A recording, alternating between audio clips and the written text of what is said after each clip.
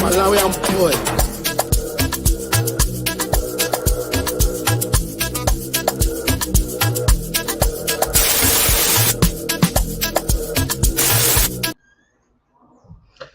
What's up, people? What's up, people? What's up? What's up? What's up? What's up? How you doing? How you doing, people? Let me just get my angle here. How you doing, people? How you doing? First of all, before we start, let's play a video for all the Haaland haters. I am in pain. I am in severe pain. It must be hurting wherever you are. All the haters who are saying Haaland is not going to do well. All the haters that say Haaland is not going to do well. But before we bring the other guys again, I am in pain. I am in severe pain. okay, guys. Okay, how you doing, Gundo? How you doing, Gundo? I just wanted to play that for the Haaland haters. Yo. Hey, when the moment come, Haaland. See, the thing about it is, Patrick, you know, for people who are hating, this guy's not even fit yet. And De Bruyne and him are just beginning to click yet. This is game one. Forget about the Community Shields. This waste of time. It's point. You know, that run. How do you stop that? You play a high line, it goes behind. You play a low block, they can pass you to death like they did against the. What impressed me was the two goals were one low block and then pressing high. So when they try to press us, play a low block against us, right? Guess what? Goodman finds that pass. Haaland runs in, scores, gets a penalty. When they play a high line, guess what happens? They place the ball in behind. Haaland runs in behind, scores a goal. Patrick, what blessed me the most was two things. The efficiency, Patrick. If that was my friend Raheem Sterling, 1v1 with that keeper, he's not scoring that goal. We all know that, right? He ain't scoring that goal. But once he was running behind, we all of us said it's a goal. It's unquestionable, right? That is the efficiency that we need. How many shots on goal do we have? How many goals do we score? Maybe 3 or 4 or 5 shots on goal, but 2 chances, 2 goals. And there's one that he missed that he should have been there, and he was angry about that. When I never start yet, basically, is what I'm. We never start. Vader, we can't see you at all. Like you're just in the shadows. Are you doing some mystery thing where it's all? Yeah, thank you very much. You're back in the light. Tell us how you feel. How do you feel? All the Haaland haters who say this guy is on fraud watch. What fraud watch now? Yeah, the vultures are always going to be hovering, right? They're always going to be hovering overhead, just waiting for something to happen. But nah, we're gonna continue to disappoint them because there's a reason why he's been part of the plan for so long. There's a reason why the club wanted a player like him. And it's not the joke is with these rival clubs and talking about their past failures with players from their league or their past failures with strikers coming into their mix. It's not City. It's not the system that we have. Our system's going to allow for the success. Our manager is going to be able to bring in tactics that are going to allow for success. We needed a player like this for what Carl just mentioned.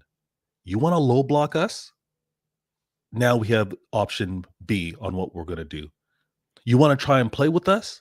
Okay, That's what we've been built for. We want to play an open game. We want to play, let's see who's the best between us. But if you're going to be cowardly, and if you're going to just try and do your best to get a draw, or possibly get a counter and hold on to that one goal, we're going to play you out of the park. We're going to play you out of the park with players like Gundogan, like Foden. And what I love seeing about this match was Grealish was decisive. He wasn't consistent throughout the 90 minutes, but he was decisive. And that's what I want to see, because when you do that, you put the defense on alert. You have the defense always questioning, am I in the right spot? Do I go out to contest you, or do I worry about this player in the middle that I have to contend with? His decisiveness caused problems all throughout that game. Mm-hmm. I love seeing it. I know it's not going to result in terms of the GA, but what he was doing is a lot different than what we happened to see last season. And I was loving that movement. And let's be clear. This is the first game of the season. KDB already has an assist. Haaland already has 2 goals. First game of the season. Veta, you know what impressed me the most about this guy, today's game, was his link-up play.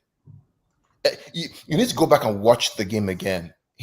Haaland's link-up play, dropping back, connecting with the midfield, going forward, is what really impressed me. There was a whole narrative that he doesn't fit our system, doesn't play the link-up play, he's not involved in the build-up. What I saw today was the link-up play between him and the midfield. Oh, by the way, Patrick, what the hell was Pep doing with those inverted fullbacks? That is hyper inverted fullback. Literally playing 2-3-5. Literally. With both, what's his name? Cancelo and Walker playing right on the halfway line. And then Rodri dropping in the middle of them with the centre-back split. I think anybody tries to compare Klopp to Guardiola, it's not even, there's no comparison. No, he's clear. Sorry. He's clear. Gundo, you bring up a good point. You get, that's the difference between good coaches and good motivators, right? Pep is more like a motivational speaker, because I'm not Pep, Klopp, right? And is those in-game formations which shows you what a great manager is, in the fact that he's able to adapt to the situation and come up with a solution once the game is on, and still come up, maintain the superiority on the pitch. This game last season we drew it. That's the fact. We drew this game. If you look, we had two shots on target, 2 goals. That's what having a world class number 9 gives you. And your Madrid with Benzema, they have it. Your Liverpool with Salah, they have it. Whereby now teams have to come up with a different solution. They know that the low block or defending 90 minutes won't be enough, because give us one chance, we score. Smoke, did you see that run that he made for that in the low block score that get the penalty? He was behind the defender and they passed the ball and he accelerated past the defender. For me, that second goal, look at that. Last season we missed it. If that's Jesus or Sterling or whoever you want to put there, they either hit the keeper, that's a save. With him, it's precision finishing. There is no two thoughts up. He knows exactly what he wants to do. Let me show some love to the streets. Wait, don't smoke. Let me show some love to the streets. Danny says, Haaland, what a player. Erling Brut Haaland, ladies and gentlemen. Yeah, man. I knew when I saw that run, Carl. When I saw that run, I knew what was coming. And when he just opened the body, I'm like, there's nothing that this keeper is gonna do. Erling Haaland did just other things. The haters are quiet. Yeah, the haters are quiet now. Did you guys know that Haaland scored or assisted in 90% of his club games, and people keep doubting him? Yeah, people don't know that. People don't know. Yo, Patrick, how you doing, YSK, man? I haven't seen you in a long time. How you doing, JC? Jesse, I sent you the link. You were asking for the link. I sent it to you. Hype. How you doing, YSK? Hope you're well. I'm hyped too. People say we won't be able to control games anymore with Haaland, but we absolutely controlled the game from start to finish. His link-up play was brilliant, and shout out to Rodri. I'm gonna come to Rodri. He was excellent. Rodri has become another. Yeah, it's cool, Martin. It's cool, Martin. We'll wait for you, Martin. Wait for you. We'll wait for you.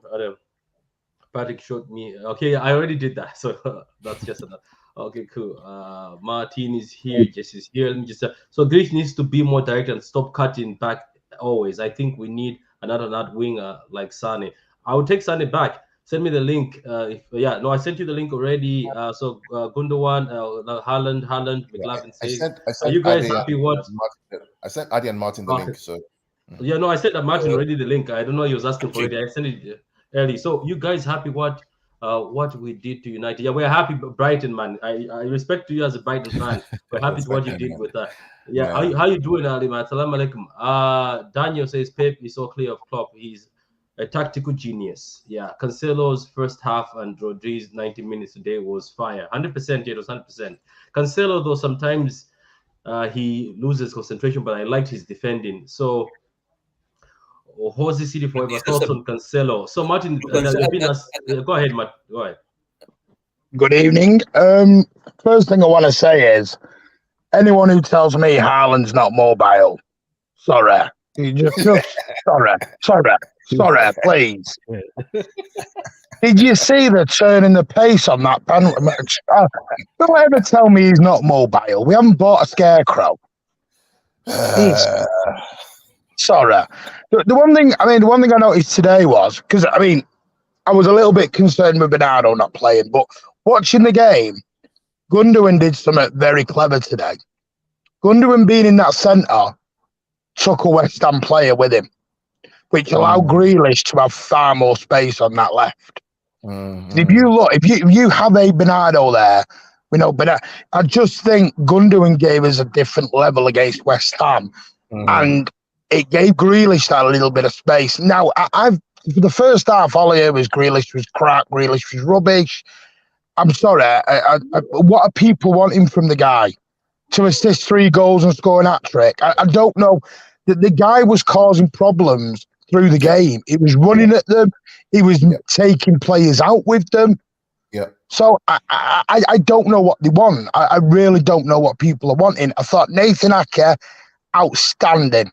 Yeah. Outstanding today, Ake. Listen, that's not our best as a stat. I just realised before I came on. We're now 1 year undefeated at home.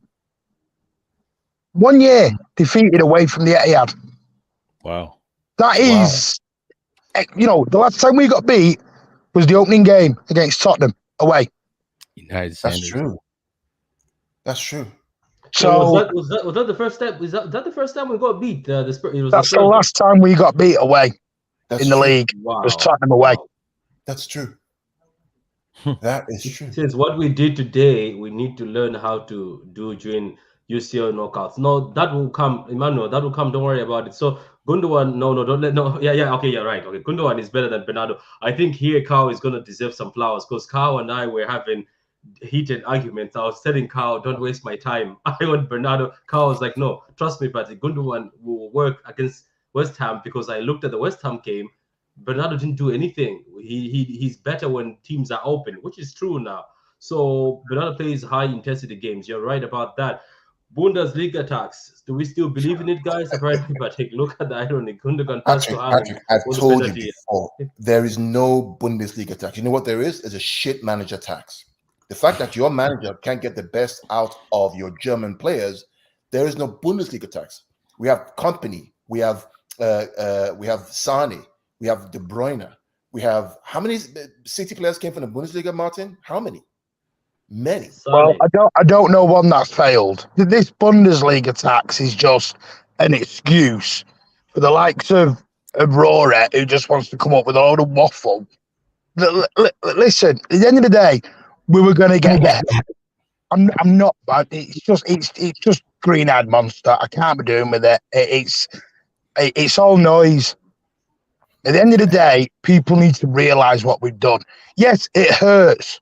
We've got Haaland for 50 million. It hurts. I'm sorry. That's just football. Our board know what they're doing. Sorry. Go and get a better board. We got German managers sending German players back to German clubs at the moment. So. Oh, you mean Tuchel? You see that? Yeah. Werner could have done better at Liverpool. Just what are your thoughts on this Bundesliga tax thing? Because like Werner, I think he's a good striker. Watch him come back. I think Werner under Klopp could have actually done well if he actually went to Liverpool and they wanted him initially. No, I think it's interesting. I think that Werner would have done very well at Liverpool. He would have fitted into their style, especially. I think that a lot of what you saw today with Haaland is that he doesn't necessarily even fit specifically into Pep's style of play, but you're starting to see the fruits of having someone like Pep as the manager. I'm not on the Tuchel hype train. I don't think that it necessarily works having specific like managers just because Tuchel is German and Havertz is German and Werner is German. Like, I don't think it works in the same way that it would have worked, I don't know, even 5 years ago. I think you guys did really well. But I just came on here, by the way, Pat, to correct the record. And not even correct the record, but just to specify, because we had our prediction show the other day.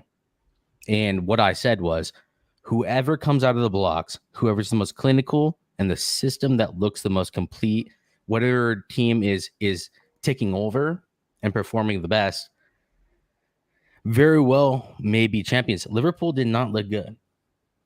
Liverpool, and it was to be fair, like Fulham was playing very well, but I don't think Liverpool performed to what we expect them to perform to. And City today looked great. I was on another stream up to the 30th minute, but the actual last 70 minutes, you guys looked like you guys are ready to go. You guys look sharp. So it's going to be interesting, but I won't be surprised if you guys are starting much more quickly than we expect. So, yeah, but big up to you, man, Jesse. Big up to you. Lovely to have you on the panel. I hope you stay on the panel. I hope you don't just come and spit facts, then boom, right away. Oh, okay, no. Adi, how you doing, man? Adi, did you see that pace? This is your guys' day. This is your guys' day. So yeah. Did you see that pace, Adi? That pace by Haaland? Because I knew when I just saw him running, I was like, oh, there's trouble. I even said it. I was like, there's trouble, and exactly that's how it went. So how did you find it if you watched the game? All right, if I'm a little glitchy or anything, I'm in my car driving, just coming from the store. But yeah, I think we have something new. I think this isn't the way people are used to City playing, dropping the balls over the top. And I think the players are getting used to it. I kind of said the last show that we had, and I think as time moves on and the players get used to knowing that they have somebody there that they can love, it'd be scary for teams that try to play that low block, or when we have this guy, as soon as you step up, he's behind you. So the game really showed flashes of what's to come, and I really enjoyed the game. Big up to you. Big up to you. So guys, I know all the praise is going towards Haaland, and I know all of us are excited that Haaland did well. But for me, guys, there is this man over here. This guy has just turned into somebody else. Like, there's just something different. I don't know, Carl. What do you think? Because at first when he came, let's not lie, I'll be honest. I was when part of the train saying, this guy is not good enough for Fernandinho's shoes. I cannot lie. I don't want to come back on my words. I was one of the people saying this guy cannot move. It's like a tree. He moves. But the way he's sweeping. There's a time when our defense was on the strings, and then you find it's Rodri. I thought it was Diaz. Then when the camera zooms, it's Rodri. Now, nobody can take the ball off him. And Martin, when we are being counterattacked, this guy finds a way, and it's clean. It's not dirty. It's not. Obviously, my eye was also caught today, Carl, to Declan Rice, who seems to be the only player in West Ham who was par with the City players. I don't know if you saw that. Declan Rice is also amazing, but this guy was over the top. I'll say something and I'll let Martin anybody. So anybody who compares Declan Rice to this guy needs to get their head examined, because this guy, to me, is the best CDM in England. There's no question. Nobody touches this guy in terms of reading the game, his passing, his position. Yes, he's not quick, but his brain is quick. How he moves the ball is quick. Remember that block against Liverpool at Anfield last season, that last-minute block? Yeah, I remember where Fabinho was about to score. Yeah. Because his brain is faster than everybody else. He anticipates where to be. He knows where to be, how to receive the ball, how to pass the ball. how to break up play, how to hold the ball, and he's strong. Yes, he's not quick. Neither is Busquets, but Busquets is world class as well. This kid or this guy, I mean, just brilliant. Just brilliant. Can I add something quickly before Martin goes in? I don't know if people have noticed something about the best Spanish defensive midfielders.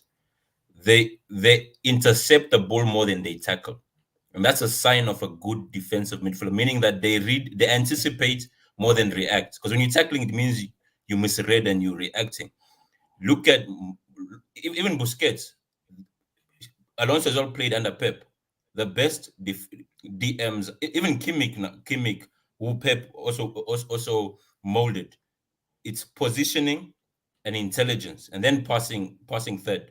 They just look at you, and then they can predict. Okay, based on how you're moving, you most likely. Whereby with Rice, is more athletic, but it's more tackling and stuff, meaning that the player, your opponent has already second guessed you, and that's what makes him a superior DM and unreplaceable for us at the moment. Can I say something, Don? Like what I say is, Rice looks like he's ready to move on. That's what I saw when I saw that game. Because there was many times where De Bruyne and Foden were double teaming him. Rice never lost the ball, and he decided. So what? I'm not trying to say Rice is better than Rodri. I'm saying I think Rice has to move on, and there's only one team that's missing that. That's you. I'm pretty sure wherever you are, Ten Hag, I would be watching Rice, because Rice walks into that midfield and fixes your midfield. No, but Martin, Patrick, yeah, go ahead. Patrick, before to answer your point, the thing is this: it's easier to play DM in a much more defensive team because you have people supporting. Whereby in an attacking team, most of the time you're alone and you're isolated. So I would like to, because if you see even for England, Rice has a pivot as someone next to him. Whereby if it's him and everyone in front of him, can he still replicate the same thing he does? Which I don't think so at the same level as Rodri. Yeah. So, Martin, what's any words on Rodri, because he was amazing today? Yeah, I thought Rodri was absolute class today. Absolute class. I mean, the problem is with Rodri, and because he took a lot of criticism off people last season, and I went back and I thought I'll have a good look at this over the summer. And if you look at the stats of it, he didn't rest a lot last year. He virtually went out nearly every single game, because we knew Fernandinho was 37, approaching 38, so he couldn't go on and do that job anymore, sadly. So you had Rodri, who was nine times out of 10 having to roll out week in, week out. And what people then saw was, where you had Rodri, I like to call him an A to Z player. When he's absolutely on song and fabulous, he's the best CDM going. But if he just drops that 20-30%, that's when he starts having what I call brain farts and starts making rash choices and silly decisions. But that, to me, I just think was because he was played far too much last season.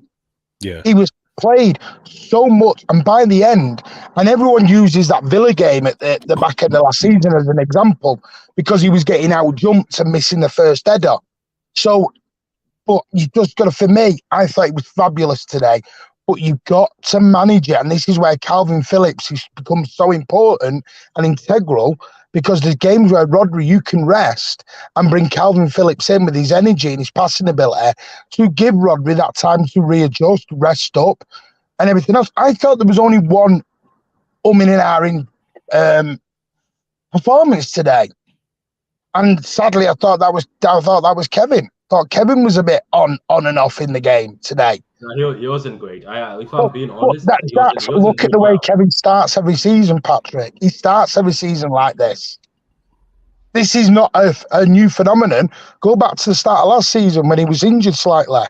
He looked a little overweight and he looked a little bit off the pace. But trust me now, 4 or 5 games in, De Bruyne will be flying again. The worry, Martin, is that assist from Kevin to Haaland is exactly what we've all been waiting on his bad day. That assist, Rodri, De Bruyne, Haaland, is exactly what we've been waiting for, and that's scripted. That's what they've been working on. That's exactly. You play a high line, that shit's gonna happen to you. So what do? You play a low block. Well, you've got the run off Haaland who can't run apparently because he's not mobile. You play a low block, and I talked about this right to Patrick. You play a low block. Guess who kills you? Gundogan, because he can play through the pockets of Haaland. You play a high line. Guess who's the quarterback? De Bruyne, because he can thread that long ball through to Haaland. Can somebody explain to me one thing? Anybody in the panel? I'll ask two things. Number one, how the hell does Haaland start running like that? Start off speed. I mean, like in the penalty one. How do you do that? Like it's a small distance, right? And how does he just start off like that? I don't know if you get what I'm trying to say. I know what you're saying. That was a small distance. Yeah, it was a great small acceleration. Distance. Yeah, then also, can somebody explain what was happening today? Why was I know that most times it's Cancelo who tucks into midfield. Today, City played with Cancelo, Rodri, and Walker as midfielders. Am I the one who saw that? Walker did not even go that side unless there's an attack. They were all like midfielders. So this is open to the panels. You can just really. I think Jesse, you were about to start off or something. No, I was just about to say, start off with a professional footballer as a father, and then add on to that an Olympic sprinter as a mother. That's that's a stock that this kid comes from.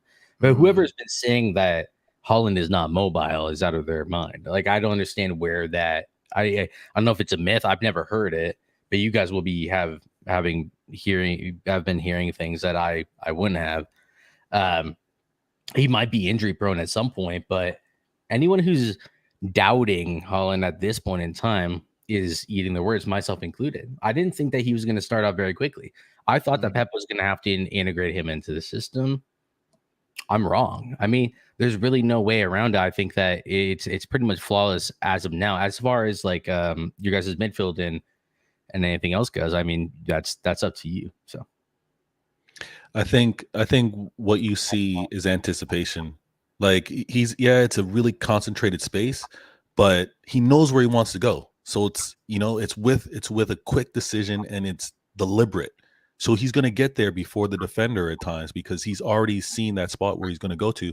And if Gundogan, if Foden, if Grealish are going to be able to see those little pockets and just give those passes off, it's going to be a long day for the defense because then every inch counts. Every inch within that low block that you're now settled to let us advance on, you're then stressing because these guys are going to find the space. And it's going to make for some very long days with Haaland in the middle there. And when Alvarez gets cooking too, both of them have a nose for goal. It's going to be relentless attack after attack. What I thought was crazy. He almost scored, didn't he, Kveta? But it hit Zuma. It hit Zuma. But you knew exactly where he was. He was definitely, that shot was going on goal. The thing with the inverted fullbacks is we're so accustomed to seeing one of them do it. Then now when we were seeing both, I was like, where is the space coming from? But everyone was comfortable on the ball. Like there was no, it got to Walker and Walker has to open up his body wide to give the passes. He seemed really comfortable in that space. And it was like Smoke said, it was tactical. Pep was like, I see what West Ham's doing. Here's how I'm going to approach it. Here's how I'm now going to continue to have control of this midfield with those two guys. And they look like they've been doing it for weeks. Yeah, it looked like it was practice. Let me just read this before one of you goes. It says, well done, lads. This is just the beginning of something special for Haaland and Man City. Another one here says, played the inverted fullbacks to get more control and stop the counterattacks from West Ham. Very smart because West Ham counterattack a lot. And Patrick, that's a sign of a complete striker. The Haaland's move. Yeah, go ahead, Carl. Then maybe after that, I can go in. The double inverted fullbacks is, and Klopp does this a lot, right? He plays this 2-3-5, right? With Van Dijk and the other centre back and plays a 3 in the middle, and it pushes 5 up front with Salah and Mane wide, and then you have Jota or Firmino in middle, and then the 2-8 join them as a 5. What Pep was doing was trying to mirror that, right? He's saying we're going to try to control the game by keeping the ball and using that middle, that 3, the 2 fullbacks inverted plus Rodri at the base of the 2. Make it almost a double diamond or double triangle, right? You have 2 center backs, 1 number 6, and then 2 fullbacks. So you have almost a double triangle, and then the front 5, which pushes West Ham's line back and exploit the space in between, which is why Gundogan plays instead of Bernardo Silva because of that 2-3-5. When the game is more expansive, like a Liverpool game, then you have Bernardo coming in because he has the energy to close the ball down. Gunnar doesn't have that. It again, it's just we need to learn about when this man is still in the Premier League, Guardiola. We need to learn from him because this just changes the way the game is played. It's just completely different from what we've seen. It's almost crazy. Now the counterattack is if you get the ball, you can counterattack. But if you can't get the ball, how do you counterattack? You know, Antonio's alone by himself up front. Who's supporting him? Bowen couldn't get the ball because you had that 3 in the middle on the 5. Yeah, he tried. I've noticed he tried to do counters, but he failed. Well, if you actually look, though, I mean, like Cal's point there about Bowen. Bowen was the most dangerous player for West Ham last season and back end in that game where we drew 2 each. If you look, Bowen was the one giving us all the problems. So, and I've always said this about Pep. Pep is very clever. Pep will have noticed that straight out the chute. So Pep goes, next time we play West Ham, we're going to stop that outlet. We're going to stop that from happening. And that's what we did. I mean, I'm intrigued to see what people think about this Foden and Grealish, because about 3 months ago when Sterling went, I've only said it a couple of times, but I had a sneaky little feeling. I said Foden could go on the right. And then I forgot it. I thought, no, I don't want to mention it because it was always Mahrez and Cole Palmer and Alvarez. And I thought, he might just put Foden to the right. You did. And he totally did today. And it was like, we've all been so sort of fixated on Mahrez or Cole Palmer or Alvarez.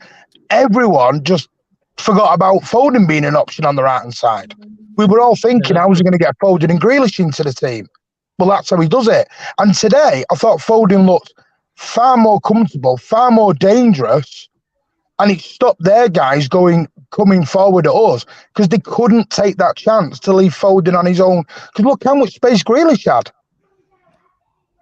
So it's just, for me, I could see that happening quite a lot. Regards, like Cal said on the Bernardo Silva, yeah, I agree with that. But I saw a stat before the game. Bernardo Silva played 35 out of 38 games last year. He was on the bench 3 times. Which I didn't realise he played that many games. So I do think, yes, I think that's the reason he might have done it. Cal said with the low block, but it is an unusual thing for Bernardo Silva to be sat on a bench. When you look last season, he played 35 out of 38. Because at one point we were all saying he's overplaying Bernardo here. He needs a rest. He needs a rest, and he wouldn't rest him. So credit to Pep. One thing I respect about Pep is he learns from his previous mistakes. If you watch Chelsea, the season whereby they beat us, I think 3 in a row. Next season, we outplayed them. We outclassed them twice. Both games we played, he nullified them completely, right? And that's the same thing which Pep does, whereby he learns and he adapts against his opponents. So last season, Bowen was the main threat, and every time he had the ball, there was an action out of it. But today, he's like, okay, how do we nullify him today? And he came up with a system that nullified whatever they tried to do. And then it resulted in them defending more than they anticipated to. Because there was a stat, I think, when the second keeper came in, I think it was the halfway time, the keeper had more touches than Bowen or even Antonio. And that showed you that it's similar to when we went to Stamford Bridge and had no shots in target in 90 minutes. It was the first time it's ever happened. Whereby Pep, it comes to in-game tactics and in-game management based on each scenario. Pep, that's why Pep is crazy. He's got a formation for every scenario that the opposition come up with. Okay, and I think it's one of the reasons why we start off slow every season, because the players have to adapt to all the mistakes from previous season. Like, okay, last season this is how we lost, so in this game this is the formations we're gonna have for different actions. Because if you see, normally we have a fluid front line. Today it was from the fullbacks. Only Haaland was constant, whereby he was dropping in whenever, but everyone else was all over the place, like a chessboard. Okay, your knight moves this side, your bishop goes here, and man, Pep is something else, man. Yeah, would you want to pass it over to Ade? Any comment on the game? Something that caught your eye? Something that none of the guys have said? One thing I can say, guys, what impressed me is every time Haaland misses, he smiles. He smiles like like other strikers will look down and they'll be sad. But what I've been impressed with since the Community Shield, even this game when he missed, he was smiling and laughing, saying, "What?" So you knew that he'll. So what did you pick up from this game, Adi, that maybe people haven't mentioned? Something we did not see.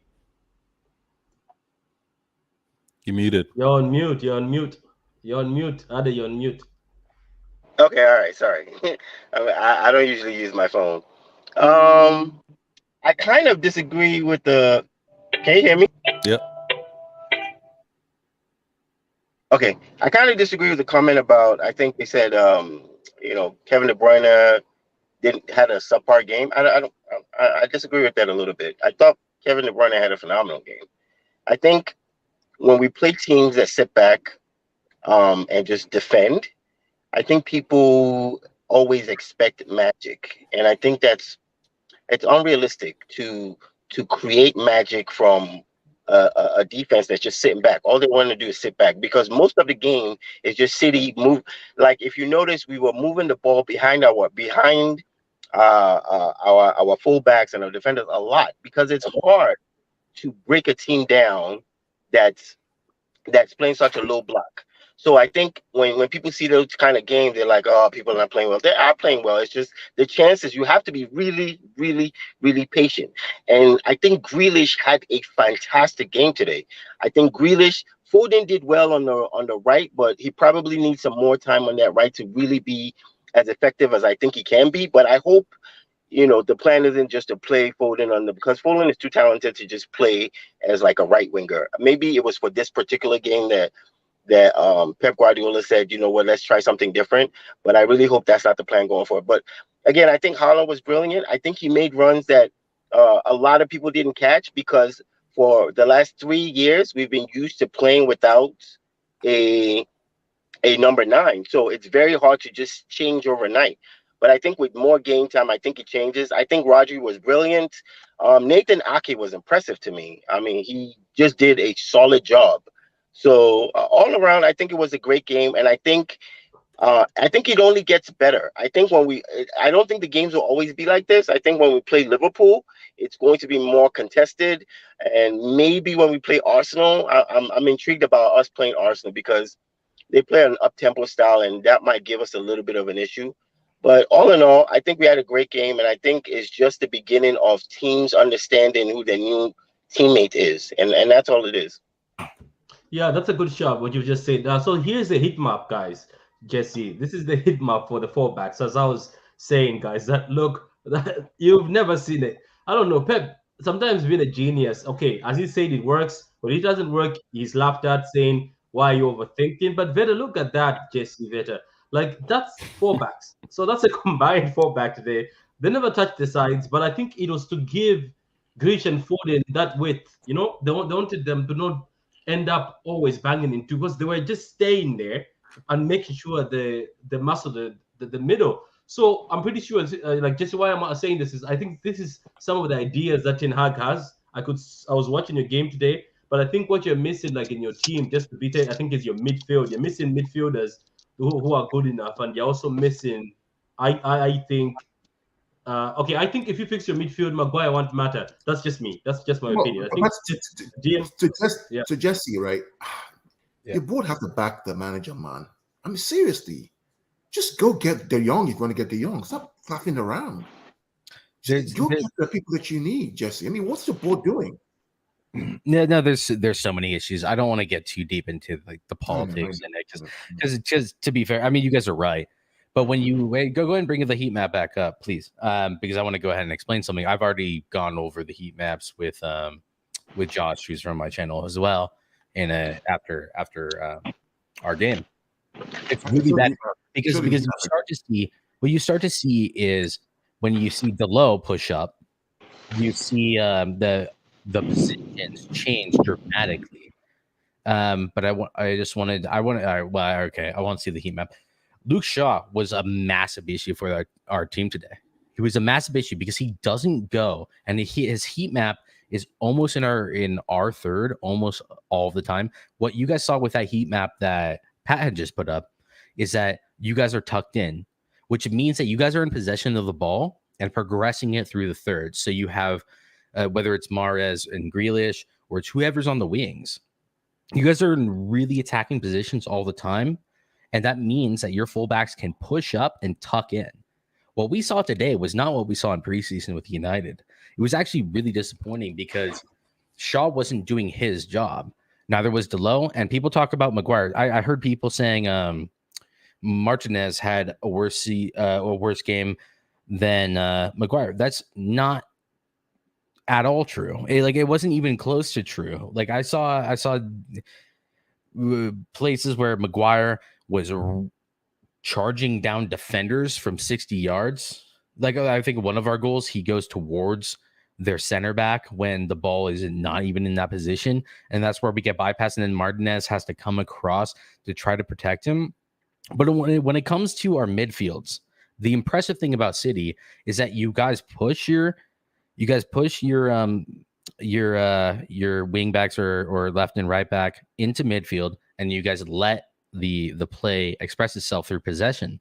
That's what Ten Hag wants to do, but it's not happening because for whatever reason we have this PTSD in the Premier League, and you see Shaw basically playing as a traditional left back, like Gary Neville or whoever it may be, when they need to be pushing up, because then that's what allows you to pin teams back. I didn't expect to have to answer questions about United, but it's disappointing. It's really disappointing.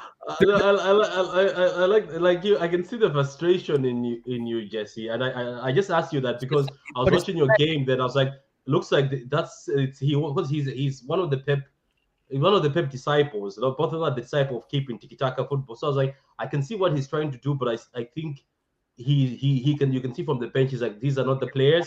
But I think once you get the players, Jesse, let me just read this, guys. So this is David Moyes on City setup. Say tactically they were much better, and we hadn't prepped for that because we hadn't seen it. So basically, even Moyes was like, "What's going on here? Why are four backs down the middle?" So Martin and Vetter and Carl and Don't Smoke just sent me that saying Moyes was like, "We haven't even seen it. So what are we gonna do?" Do you get my point? So Martin, this guy Pep created something. Just today, just for West Ham, just gave them something new. And for Moyes to come out and say, Martin, I've never seen it before. Do you get my point? Like, I've never seen what the hell he was doing. Do you get my point? That's how of a genius he is. As I said, he said himself, when you do some of these genius things, there's a thin line. They might not work. You look silly. People say, why did you have the fullback stacked in and then left space? And they might work, then you might look genius. So what are your thoughts on this, Martin, when you hear other managers saying, I've never seen this before? It doesn't surprise me. I don't know if anyone's heard the Neil Warnock interview that was on the BBC yesterday. Neil Warnock said the exact same. Every manager will say the same about Pep Guardiola. He's an absolute genius. I remember when he first come, everyone said there's no plan B. There's never a plan B. It's tick-a-tack or that's it, or bust. And everyone said he doesn't know what he's doing. I will admit, sometimes he can overthink things, and sometimes he can be the mad scientist. He can be the mad scientist, but that's what you have to live with, sadly, because they always say there's a thin line between madness and genius, and I think there is with him. But today, I thought he managed it very well. I'm not surprised when I saw Walker going into the midfield. I wasn't surprised because I said to my lad and my dad, he's gone to a back. He wants back. He's wanted it for ages, a back three. He's always wanted that. That's always been his perfect formation, if you actually look.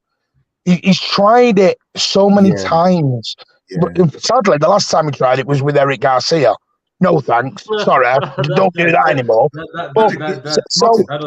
I don't mind him doing it. I'm not surprised at all because that's what he wants. Yeah, Martin, remember, Patrick, I always talk about this 3-box-3 that the academy kids play, right? I always talk about 3-box-3. That's the 3-box-3 today, right? Where you have the two center backs, Rodri drop into the middle of the two center backs. That's a 3. The two full backs inverted to make a 2. Then the 2-8 inverted to make the middle 2 and then the front 3. So why it's a 2-3-5? It's actually a 3-box-3. That's how they build up. That's what he likes to play. The academy kids play it. I remember watching one academy game. Sorry, do you not think that helped Rodri as well, though, today? Oh yeah, it does. It does help Rodri. Because if you look last year, Rodri looked bad in some games because he was the only guy doing it. He was on his own. Right. It does help. It helps Rodri. And I remember one game was the academy game when I think Wilcox was the manager, and they kept talking about, boys, 3-box-3, 3-box-3. I'm like, what the hell is he talking about? And I noticed what they played, and that's exactly what they did. 2 fullback split, set up number 6 drops in to make it 3. 2 fullbacks enter to the midfield, becomes a 3-2-2, and then a 3, which can convert to a 2-3-5 in possession attacking. This is crazy, man. I mean, it's great. It's great. I was about to ask Vader, but now I'm going to ask Don't Smoke. So Don't Smoke. We've got about like a few minutes before we close the show. So Don't Smoke. What I know you want to comment on what Kyle was saying, but I also want to ask, what's your expectation this season, just in general? I just want to know from the beginning right now, what's your expectation this season? Funny enough is I think we weren't even at our best today, right? I see us getting only better from this. I expect the Premier League, right, and the Carabao. I expect us to get back our cup, the Carabao, because it belongs to us, right? I'm hoping for a better run in the FA Cup and the Champions League. I think over the past 2 seasons we've shown that we can get to the latter stages, and with Haaland this season, today was more of a typical Champions League game whereby there's a deadlock, and we're expecting for a moment of individual brilliance up front, and we've lacked that. And today, you've seen what one superstar, right, can give you, right? So I expect us to be better. Sorry, John, I wasn't laughing at you. There's a comment by a Chelsea fan underneath Haaland's interview. He says these people are comparing Haaland to Lukaku, calling him the white Lukaku. The only time Lukaku had such speed is when they asked him to go get some food in the canteen. Chelsea fans are evil. Chelsea fans will never let anybody go at all. So what about yourself, Veta? What do you expect? The white Lukaku? Seriously? Yeah, that was last week. He was being called with the white Lukaku. Crazy, guys, the internet is a bad. Don't forget, Nunes was the Latino Andy Cow. So these people don't chill out here. I think every team, because you must remember Lukaku was at United, then he went to Chelsea, and then Morata. We talk about Morata, Chelsea. So every team has had that number 9, and the number 9s, the big number 9s, haven't worked out. So people looking at the 2 City and Liverpool number 9s, they are hoping that both these number 9s don't succeed. So that's why there's these Latino Andy Cow, white Lukaku. Just real quick before Vader goes, everyone who goes, every number 9 that goes to Chelsea flaws. Like we only have 2 examples in about 15 years that have worked at Chelsea. So yeah. No. Yeah, that's true though. That's Morata, Pato, Higuain. Literally the only 2 that have actually banged were Costa and what's his face? Drogba. Yeah, that's it. Yeah, did you hear what Tuku said in his interview? He says the number 1 shirt is cursed. They're thinking of just retiring it at Chelsea. That's what he said. So, Vida, what do you expect this season? What are the expectations this season? And I also wanted to say this. What Don't Smoke said is right. I did not see us as being at our best. That's not the best I've seen Man City play, to be honest. It's the best I've seen us play pre-season, but I mean, like, overall, I've never seen that way. I know we can go up a gear. So what do you expect? What are your expectations this season? You know what? I do like how this game played out, because not to say that I expected it to be slow, but I loved how the team was moving. I love how the ball was moving, and even with the fact that it's not our ideal back line, so it was good to see how they all played. Expectations for the season, I've been saying it from even when last season concluded. We have such an opportunity here with a 3-peat that is so rare, because obviously it requires you to win 2 back-to-back, and we've won 2 back-to-back for the second time, and we have a chance to do a 3-peat. So that's what I want and hope every player has on their board of goals for this year. This is what they want to go after, and then again, transfer window's not over, but if we have the depth, I don't think it would be out of the realm of expectations to think that the depth that we have could still go far within some of these cup runs. You know what I mean? Like the domestic cups that we can pursue with the depth that I think we're going to have. I think we can go far in those. And obviously rivals, they're quick to ask us, are you winning the Champions League this year? Let me see what the draw is. Let me see what happens. But Jason was about to ask you. I mean, are we expecting it? No, I'm just kidding. But really, that is the goal, right? That is, but I don't want to. And the thing is, I don't want to answer it even before a draw has been determined. But that's as we pursue the club, the manager, the players, the fans. We want to go far in everything. So, to say that to exit out of the group stage would be wild. But I want a good showing from our club, and I want this transfer window to end as fantastic as it started. So big up to you. There's a comment here.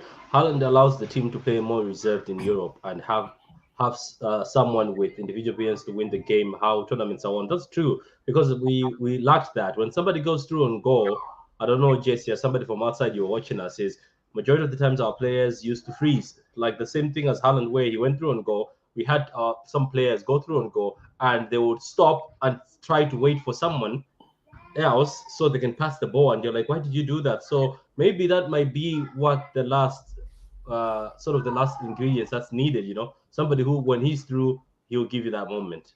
Patrick, I think the perfect example was today when Gundogan had the ball and tried to pass it back to Haaland instead of shooting. If Haaland is there, he shoots. You understand? That's the difference of having a killer in the box. He's not looking for a perfect goal. He says, opportunity, I see goal, I'm a predator, let me finish. No, 110%. That's where it comes in. This is one of those things where, like, when we brought in Cristiano last year, I was excited. It was fine. We took him away from you, even if you guys didn't want him and it was played by his agent. Like, it's fine getting him, but the fact is, you need killers in your squad. The one thing I will say about United this year is that we still have goals all over our squad. Do we have killers? I'm actually not sure if we have a killer in our squad. You guys have that now. You need one player. You need at least one player who's going to shoot on command. Just when he gets the ball in the 18 yard, he's going to shoot, and people get annoyed by it because he'll take 5 shots. Harry Kane has a terrible conversion rate. He shoots 5 times a game, but he scored peak Harry Kane scores every game because he takes 5 shots a game and he bangs one. Like, it's very Salah, isn't it? Even Salah shoots a lot sometimes. He shoots too much.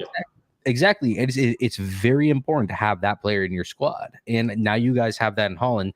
Thing is, Haaland's conversion rate is 30%. I mean, like 1 out of every 3 shots, boys. Come on. That's decent. And you know what? For me, it's not even so much watching and just seeing them shoot, but it's where they shoot. Right? It's like picking out the corners of the net that you see. Like it's qualities like that you're like, you know what? I'm okay you taking that shot. Because even with you taking it, you're going to make it a difficult save. Whereas did you see how he opened his body, Veta? When he went through on goal, some people were trying to dink it over the keeper. But you see how he opened his body, and the keeper, he did it so fast. And when he opened the body, I knew it. I was like, this is either one of those that go and hit the post, right? But Silky. I was like, I hate to bring it up, but just because of the state that we're in and with Greenwood and his effery. But Greenwood, that's why we were so excited. Greenwood is one of those players who, no matter when he had the ball, left, right foot, and people blow it up, left, right foot, no, because he would pass the ball into the net from 20 yards every game, and it was ridiculous.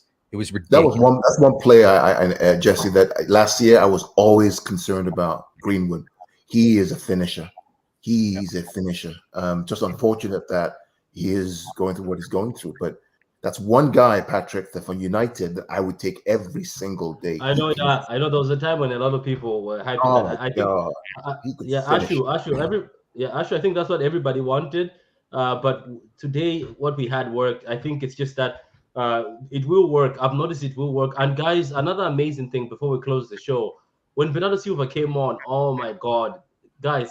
The more there's rumors that this guy is going, and the more you see him play, it just hurts you because you're like, who else can do that? Even Guy Neville was like, you see what I said, Martin? Like you're talking about Martin Tyler. He's like, look at what I said about Bernardo. He's just come on, right? They're winning the game. It's the 90th minute, but he's running after Bowen or somebody. He ran with them until the end and took the ball away from them. You know that? He continued running. The guy was running. Bernardo Silva was running with them, took the ball away from him, brought it back. Like that guy, I think is one of the diamonds in the rough we found from that Monaco team, because I know he ripped us apart in the Champions League, and he was apparently not 100%. He was actually injured. I remember what he did to our midfield was amazing. Look, our boy needs to learn how to use his right foot. But yeah, Haaland opened his body and you knew it. Yeah, he opened his body and knew it. I think he knew that if I try to shoot it from this side, it's not my strongest foot, but the left one. So look, guys, that's enough from that's everything from all of us, guys. We'll continue doing videos and big up to you, Jesse, Martin. Such a pleasure. Don't smoke as always. Better games as always. And Carl, as always, a pleasure, guys. So, guys, that's the show. Please tell us what you think, what you expect this season. Put down in the comments. Like the video, guys. There's 19 of you. Like the video. There's 19 of you. Like the video. Like the video. It's free. It doesn't cost you anything to like the video. And subscribe to Football Talk. Or no, Talk Football. Actually, let me give Jesse a bit of a spotlight here. Yeah, man, go ahead and type in Talk Football 92 on YouTube. You can go ahead and find us there. We have the little green and black symbol. Yeah. I mean, we just talk about the big six, the top six, whatever you want to call it, and some of the release squads. We'll have people on as well. Dan and I do a lot of shows. If you don't know Dan, you'll get to meet him soon if you do subscribe and tune into us. We do a lot of night shows Monday, Wednesday, and Friday. I know we do some earlier ones because we have a couple boys out in Australia and Sri Lanka. So there you go. Yeah, big up to you. As always, my guy from Canada, please shout out your channel. Let the people know you again. You never know, there might be somebody new here to follow you. So go ahead, shout out your channel again. You're actually on mute, Veta. So the shout out is going on mute. Let me say it again. Vader Games TV, Why Always Me is a show that I do weekly. Please tune in, subscribe. And I'm working on another show that's going to be more panel-like. So hit that subscribe button, know when I go live, and don't miss me this week because I'm going to have a lot to talk about after this win. All right. Yeah, man, go check out Veta, man. He's my entertainment when I'm at work. Martin here with us again. Martin, would you like to shout out your channel, mate? Yeah, cheers, mate. Mancunian Way on YouTube, Instagram, TikTok, the moon, the sun. We're trying to be everywhere. We're just homegrown fans, Mancunians. We're trying to get the new and the old fans together, home and abroad together.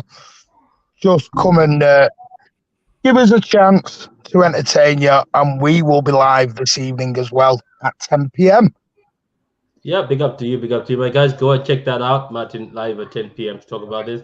Of course, my guy Gundo, go ahead. Shout out the other family channel. Yeah. So Pitch Points is where we're at, but you always find me here with True City Fan TV, and also on the other guys as well, Vader with Martin, especially Martin. During the COVID-19 pandemic, we had a great time with a Friday night social. We would spend 3-4 hours just talking football, and it really helped a lot of us out. So Martin, big up to you. And then Jesse, I really enjoy your work, man. I really do. I know you're a United fan, but I do enjoy your work a lot. So keep it up, brother. And subscribe to all these channels, guys. We're going to be here. We're going to enjoy the season. Yeah, Don't Smoke, you can find him on Twitter as Don't Smoke. Isn't it Don't Smoke? Yeah, find me on Twitter and out here in the YouTube street. Oh, cool. All right, guys, that's everything, guys. Please don't forget to like the vid, subscribe to the channels. These are amazing channels. People are working out here, they're grinding, giving you that content. From me, guys, peace. Until next time. Ciao, boys.